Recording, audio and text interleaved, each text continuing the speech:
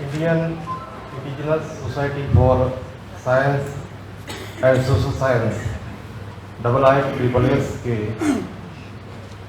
स्थापना दिन कार्यक्रम के अध्यक्ष माननीय वामन जी मिश्रा, जो वामसेक के प्रमुख अध्यक्ष भी है, आज के कार्यक्रम के उद्घाटक प्रोफेसर मोहम्मद देशमुख, मंच पर आसीन सभी साइंटिस्ट, प्रोफेसर, संशोधक और मेरे सामने बैठे हुए सभी विद्वज्जन।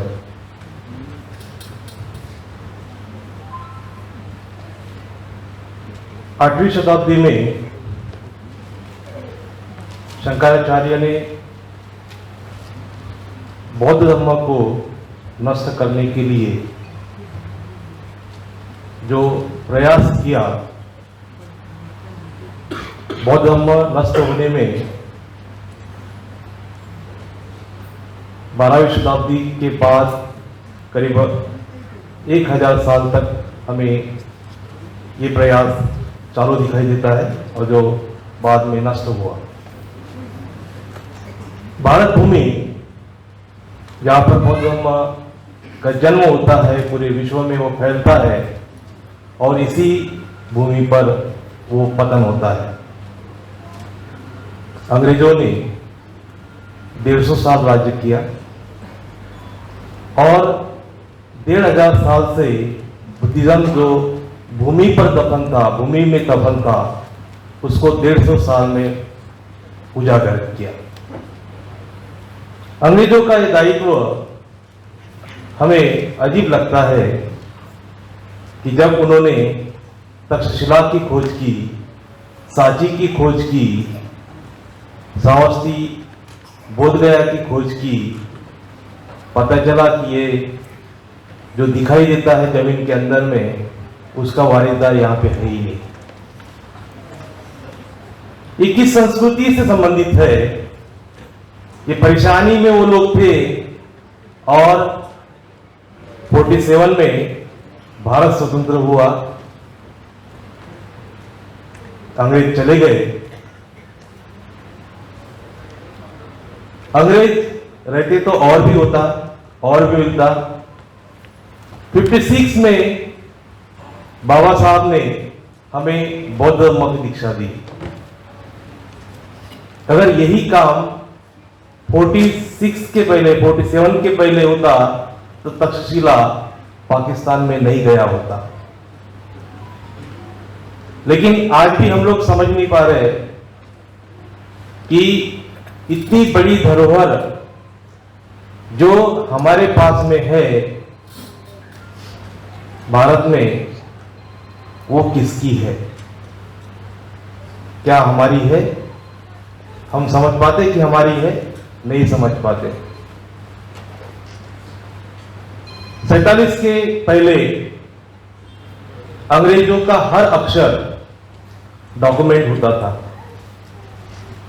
उसका लेखा जोखा लिखा जाता था।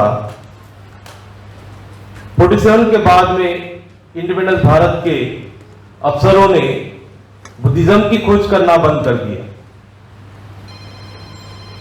56 के पश्चात तो बुद्धिज्म के ऊपर में एक भी रिसर्च जर्नल में आर्टिकल लिखना बंद कर दिया। सभी रिसर्च जर्नल में कोई भी आर्टिकल आना बंद हो गया है और हमें 1914 के पश्चात आज 100 साल के बाद में हम Indian indigenous society for social science and social science IISSS का निर्माण कर रहे हैं। हमें बहुत देरी हो गई, हमें बहुत देरी हो गई। ये 50 साल पहले ही इस तरह की संस्था आनी चाहिए थी, जो नहीं आई। लेकिन देर से आए, हम लोग दुरुस्त आए। हमें आज समझ में आ रहा है कि इस संस्था की जरूरत क्या है। अगर संशोधक निर्माण नहीं होंगे, संशोधक का कार्य जो शोध करना है वो निर्माण नहीं होगा, शोध कार्य अगर पब्लिश नहीं होगा शोध कार्य करने वालों को स्टेज नहीं मिलेगा तो शोध कैसे होगा। हमारे बच्चे एमए करते हैं, एमएससी करते हैं, पीएचडी करते हैं, लेकिन उनका शोध प्रबंध पब्लिश नहीं होता। वो रिसर्च करते हैं, लेकिन उनको रिसर्च जर्नल जो छापने वाले हैं वो नहीं मिलते। रिसर्च प्रेजेंटेशन करने के लिए स्टेज नहीं मिलता। आज 50 साल के बाद हम लोग उस लिए हमें IISS की जरूरत पड़ रही है। ये अगर पहले ही होता तो हमें इसकी जरूरत नहीं पड़ती, लेकिन आज जरूरत है और इसका हमें भरपूर स्वागत करना चाहिए। मैं ज्यादा वक्त न लेते हुए इस Indian indigenous society for science and social science का मैं धन्यवाद मानता हूं। आज स्थापना दिवस पर मैं इसको बधाई देता हूं और मेरा वक्तव्य समाप्त करता हूं। धन्यवाद। Thank you so much sir. इसके बाद अगली वक्ता के रूप में आएंगे doctor Vinay Kale sir, dean Sassoon अस्पताल पूना।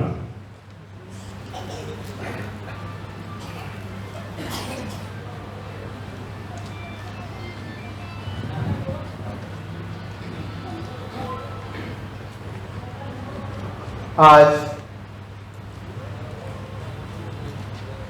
संविधान दिवस के उपलक्ष्य में बहुत ही इम्पोर्टेंट महत्वपूर्ण संगठन Indian indigenous society for science and social science, इस संगठन को आज यहाँ निर्माण किया गया है।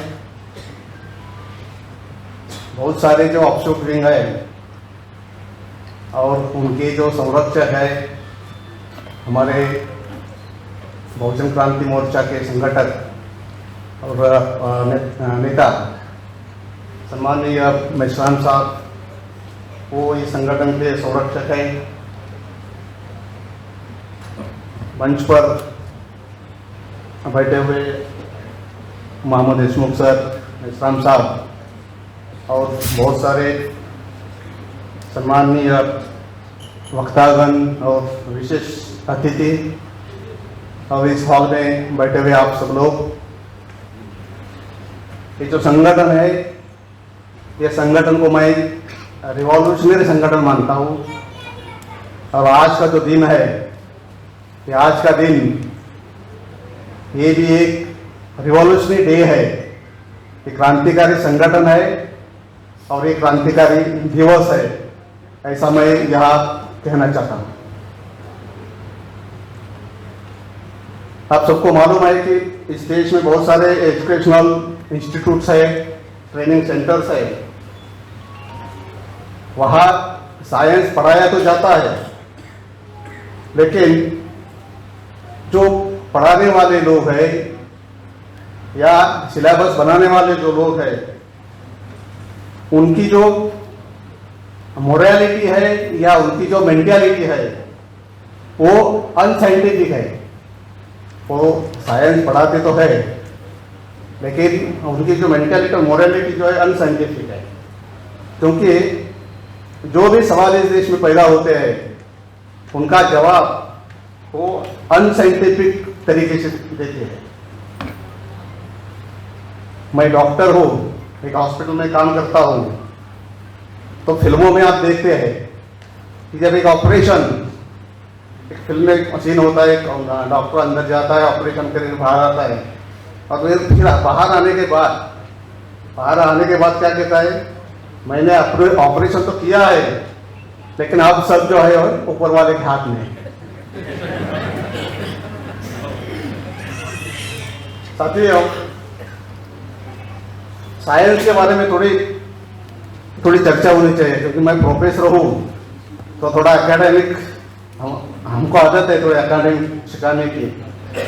तो साइंस की एक डेफिनेशन जो है वो डेफिनेशन है ऐसी कि systematic enterprise that builds and organises the knowledge in the form of a stable explanation and predictions about the world. तो ये जो डेफिनेशन है, अगर इसको हम इस देश में अगर लागू करते हैं तो I will compare between this definition and the whatever the situation in this our country. एक है यहाँ सिस्टमैटिक एंटरप्राइजेस। अभी सिस्टमैटिक जो है यहाँ सिस्टमैटिक तो बहुत है, बहुत ही वेल ऑर्गेनाइज है, लेकिन अनसाइंटिफिक फैलाने में ये सब लोग सिस्टमैटिक है।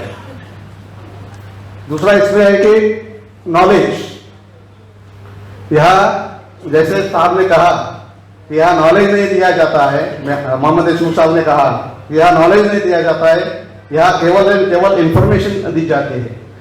नॉलेज कभी बदलता नहीं है, इंफॉर्मेशन बदलती है। तीसरा है कि ये जो नॉलेज है in the form of testable explanation and predictions.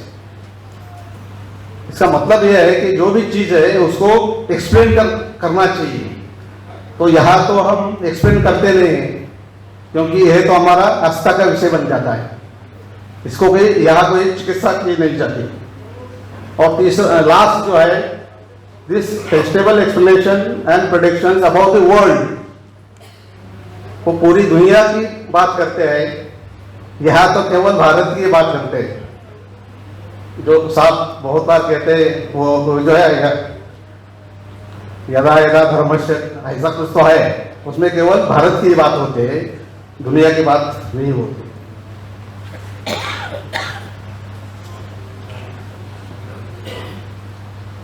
मैंने लिखकर तो बहुत लाया था, लेकिन अभी मैं बंबई में रहता हूँ। एक स्लो ट्रेन होती है, अभी आयोजक ने कहा है कि समय कम है, तो अभी स्लो ट्रेन को कन्वर्ट करते हैं फास्ट ट्रेन में। तो 2-4 जो स्टेशन है बीच में मुझे छोड़ना चाहिए, मैं छोड़ता हूँ। एक दो उदाहरण मैं देता हूँ। एक न्यूज़पेपर में न्यूज आई थी,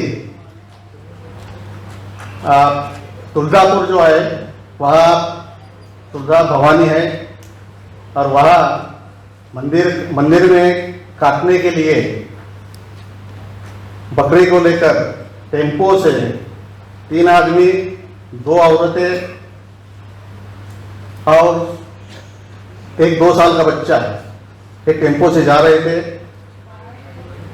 उस टेम्पो को एक्सीडेंट हो जाता है।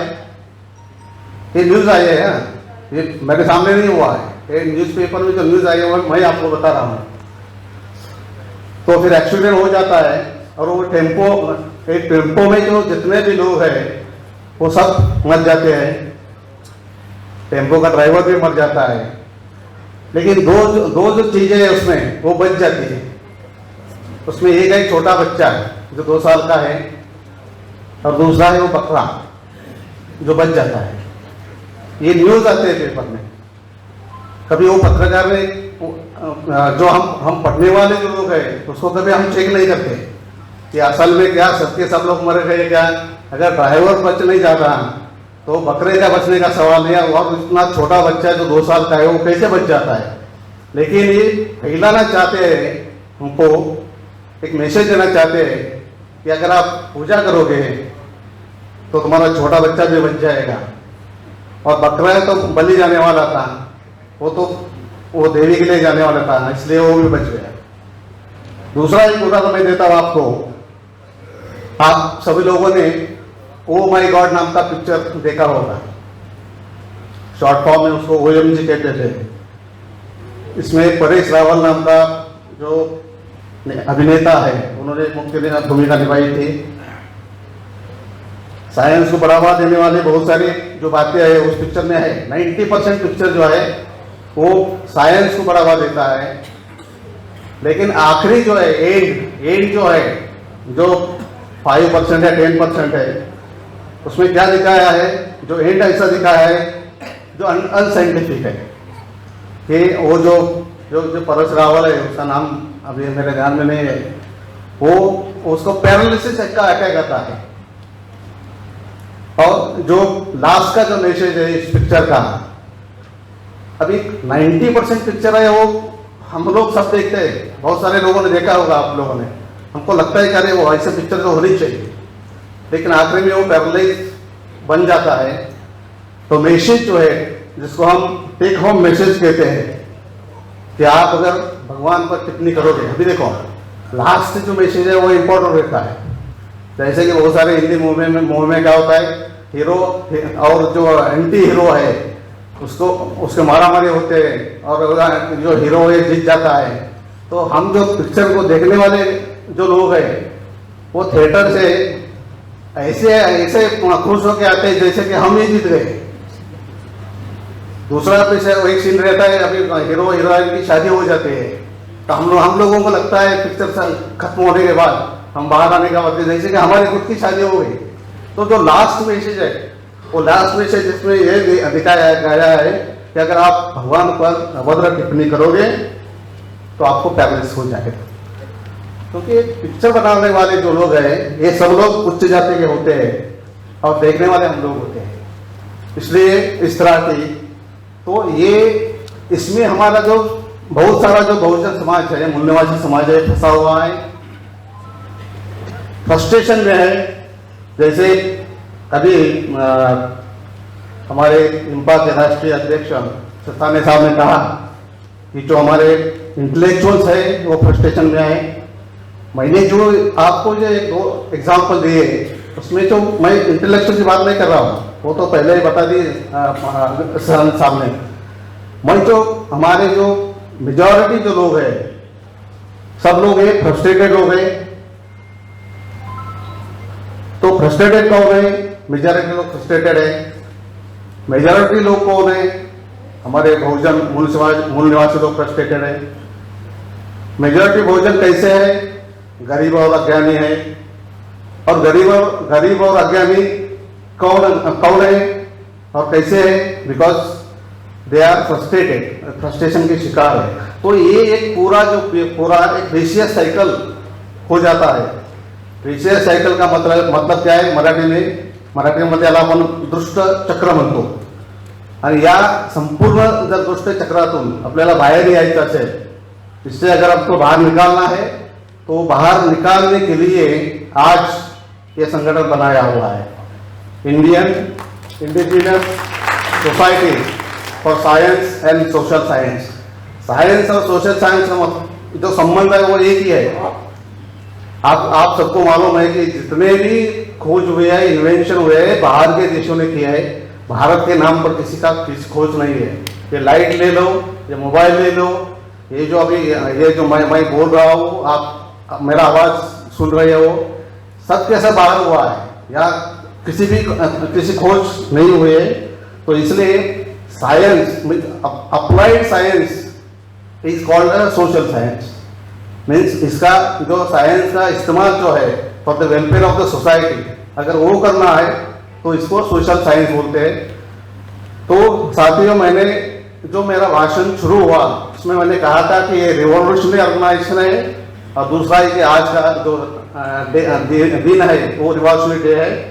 क्योंकि मुझे लगता है कि ये संगठन जब काम करना शुरू करेगा तो समाज में टकराव पैदा होगा, और जब टकराव पैदा होगा तब बहुत सारे लोग जो पहले कहते थे कि ये संगठन के लोग 4 लोग इकट्ठा होते हैं, इसे हॉल में इकट्ठा होते हैं, भाषण देते हैं, देने वाले भाषण देते हैं, सुनने वाले भाषण सुनते हैं, और या कुछ नहीं होता। तो जब ये टकराव पैदा होगा तब बहुत भारी मात्रा में ये जो लोग हैं जो संगठन में जुड़ जाएंगे, और यहाँ सम्माननीय वामन मेश्राम साहब ने जो आंदोलन इस देश में शुरू किया है, उस आंदोलन को ये लोग जुड़ जाएंगे, और ये आंदोलन अपने आंखों के सामने, मैं कहता हूँ अपने आंखों के सामने जो सफल होगा। और ये मेरा दृढ़ विश्वास है। आप लोगों को इस आंदोलन, आप तो जुड़े हैं, और लोगों को इस आंदोलन के साथ आपको जोड़ना है। और इतनी बात कहकर मैं यहाँ रुक जाता हूँ। धन्यवाद। Thank you so much doctor Vinay Kale sir, बहुत ही महत्वपूर्ण बातें बताई। इसके बाद अगली वक्ता के रूप में आएंगे डॉक्टर सिद्धार्थ वासनिक सर, प्रधान